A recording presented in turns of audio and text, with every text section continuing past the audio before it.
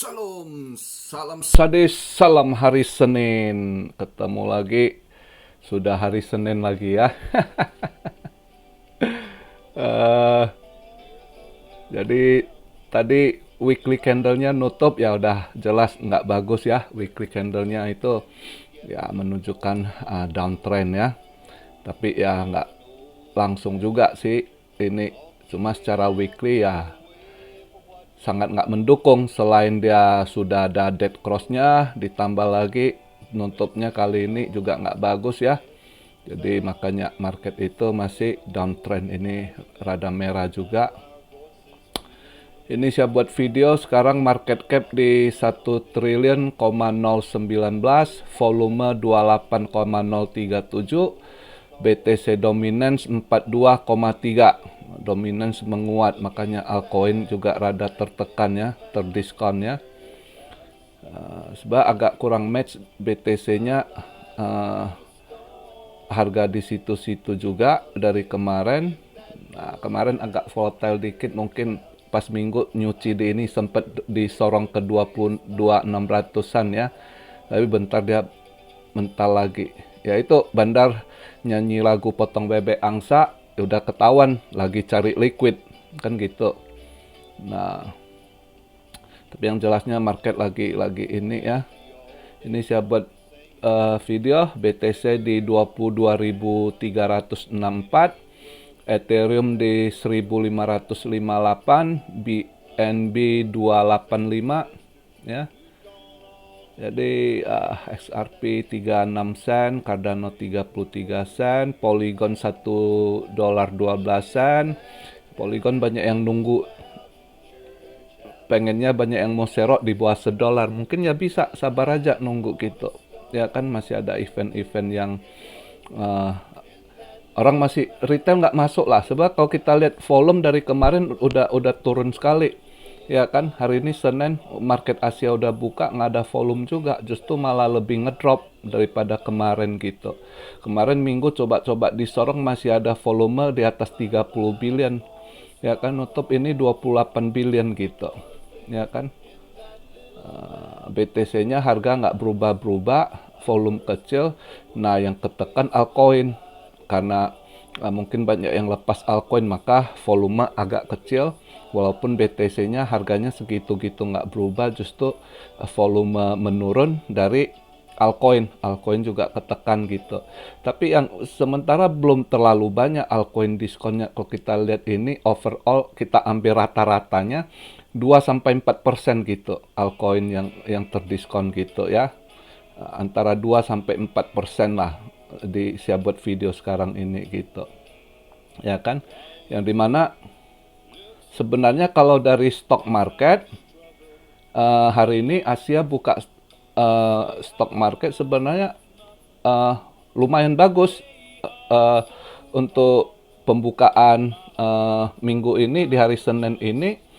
Untuk market Asia positif gitu ya. Uh, Cuma itu untuk ini nanti ya malam Amrik kemana kita lihat lah, karena secara ini market banyak sekali udah negatif lah gitu ya, apalagi di kripto gitu. Kalau untuk secara overall market ekonomi banyak yang nggak mau masuk, takut karena masalah bank run. Jadi bukan hanya ini kan, kalau di kripto Silvergate sebenarnya sebelum itu udah ada itu suitcase ya, terus bank-bank lagi masalah besar. Kalau mereka yang tahu kendala ini, bank udah saling ini, istilah bank-bank kecil juga udah saling ngeraba ke yang besar juga udah megap-megap gitu. Jadi yang mana bisa tumbang bangkrut ke depan, mas ini ancang-ancang gitu ya. Blackstone lah ya, banyak yang udah ini pasang infus gitu ya. Makanya pada udah hati-hati, wanti-wanti gitu. Ya hari ini kalau secara event kita lihat ekonomi kalendernya, hari ini nggak gimana gitu. Ya kan, hari ini nggak gimana eventnya, tapi justru yang agak orang pikirkan besok Selasa Rabu ya, Selasa Rabu itu ada Fed Chair Powell testify gitu ya, jam 10 ya kan. Nah, untuk besok jam 10 ada Fed Chair Powell testify, setelah itu jam 12 ada short term energy outlook. Ini juga penting. Ini Amerika juga udah ditutup-tutupi, tapi kita dapat berita sebenarnya Amerika udah mulai krisis energi, kekurangan gas ya, energinya si Biden buat rugi negara itu ya, waktu dia lepas minyak sebenarnya dia mengalami kerugian nggak sesuai, terus sekarang lagi kekurangan juga sebenarnya ya. Nah, di situ ada masalah juga, makanya energi ini juga agak-agak dipantau. Nah, ini juga agak pengaruhi ke market ini di Selasa. Terus di Rabunya, nah ini juga minggu ini juga boleh katakan event penting gitu. Di Rabunya jam 5 yang dari market Europe ada ECB ya, si Presiden Lagarde akan speak.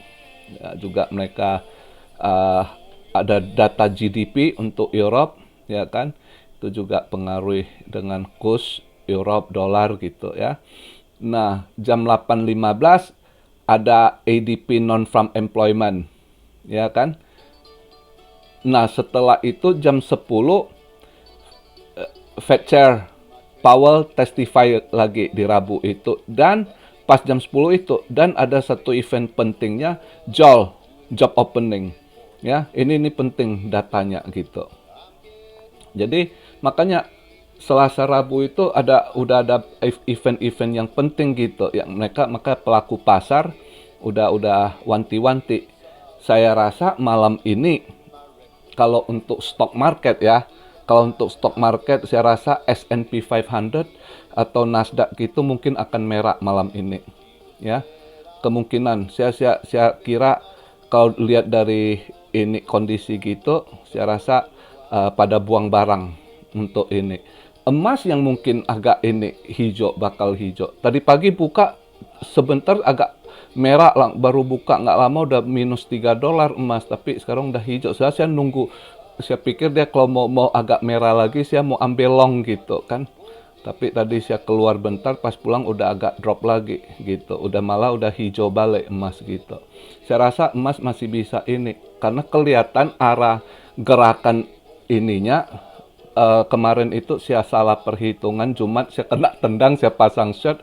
Rupanya banyak yang lepas barang, entah di kripto, justru mereka pelaku pasar arahkan ke emas gitu, dan terutama bank-bank sentral ya, bank-bank pada alihkan lagi ke emas lagi gitu. Dan kalau kita lihat dari chartnya, emas ya kemungkinan masih bisa disorong hijau juga gitu ya. Jadi emas mungkin yang tapi kalau S&P 500 gitu malam ini kalau buka market Amerika saya rasa akan merah gitu. Agak hati-hatilah dengan lihat event ke depan yang udah Selasa Rabu ada Fed Chair Powell testify, juga job openings ya kan. Terus juga nanti Kamisnya masih ada lagi itu kalau Kamis jobless claim ya kan. Kamis jobless claim aja, nggak terlalu ada Fed Vice Chair supervision bar, nggak terlalu gimana saya rasa si bar ya kalau speak. Terus Jumat juga masih ada event-event penting ya kan, dimana Jumat nanti juga NFP lagi tuh, non farm payroll ya kan. Nah ini sekalian dengan unemployment rate. Nah ini Jumat juga, maka minggu ini juga agak-agak event-event penting yang sampai ke depan lah. Saya rasa minggu ini udah ada kendala. Nanti nextnya lagi tanggal 14 CPI lagi. Nextnya lagi tanggal 22 itu udah pengumuman kenaikan interest rate lagi, ya kan. Nah, maka seperti yang sebelum-sebelumnya dari bulan kemarin udah saya ingatkan, di March ini agak hati-hati, kemungkinan ya market udah mulai drop, ya begitulah. Jadi belum lagi eh, agak lebih banyak negatif news di kripto sekarang, terutama juga Binance diserang terus kan. Binance diserang terus, SEC makin nekan dia, ya kan. Berita si ini, SEC bilang selama ini kegiatan Binance itu boleh dikatakan nggak ada izin, yang artinya ilegal sebenarnya gitu ya. Yang ya kalau dia mau tekan gitu, sebab banyak exchange yang kalau menurut pandangan dari SEC itu banyak ya memang ini kalau cara pola pikir SEC, tapi udah kelihatan seperti yang saya pernah bahas itu, tim dari SEC sama beberapa itu masih lanjutkan programnya si Obama. Kalau kelihatan sekarang dia kejar exchange, kemarin itu kan yang udah dia makan si Kraken, ya kan. Kraken sempat kena denda 30 juta US dollar tuh, ya kan, dia bayar juga dia ini, ya kan. Nah, itu choke point istilah, sekarang dia udah kejar, dia target exchange gitu, ya, exchange lagi. Makanya orang-orang kayak kita semua lihat exchange target juga kita mundur dulu, gua wait and see dulu gitu, ya kan. Karena kebanyakan semua kan transaksi lewat exchange, ya kan. Kecuali yang agak ini masih ini kita pakai VPN, pakai DEX, swap gitu, ya kan.